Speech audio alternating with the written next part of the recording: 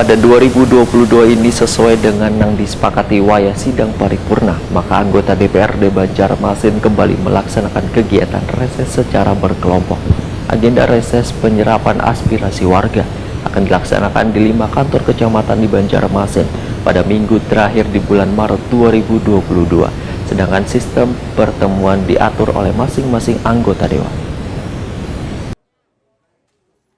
Pada 2022 ini, sesuai dengan yang disepakati wayah sidang paripurna, maka anggota DPRD Banjarmasin kembali melaksanakan kegiatan reses secara berkelompok. Sekwan Banjarmasin Iwan Ristianto Takuni Prima TV jelang tengah hari Kamis 10 Maret 2022 memadahkan agenda reses penyerapan aspirasi warga yang akan dilaksanakan di 5 kantor kecamatan di Banjarmasin akan dilaksanakan pada minggu terakhir di bulan Maret 2022. Sedangkan pelaksanaan selama 3 hari secara berkelompok. Menurut Iwan Ristianto, bagian sekretariat Dewan hanya menyusunkan jadwal pelaksanaan sedangkan sistem pertemuannya diatur oleh masing-masing anggota Dewan. Karena biasanya pertemuannya dibagi dalam beberapa sesi. Iwan Ristianto menambahkan, warga yang diundang dalam penyerapan aspirasi ini pun diatur oleh anggota Dewan.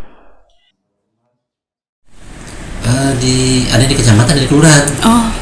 Tergantung nanti kelompoknya mau milih di mana.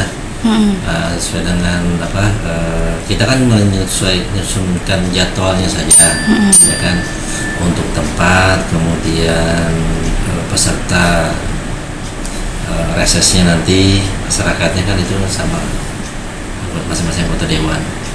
Nah, tempatnya kita menyesuaikan saja. Kalau misalnya di kecamatan kan tergantung wilayahnya nih, wilayah kelompoknya. Di kecamatan maupun di tempatnya di kelurahan yang kita laksanakan di kelurahan.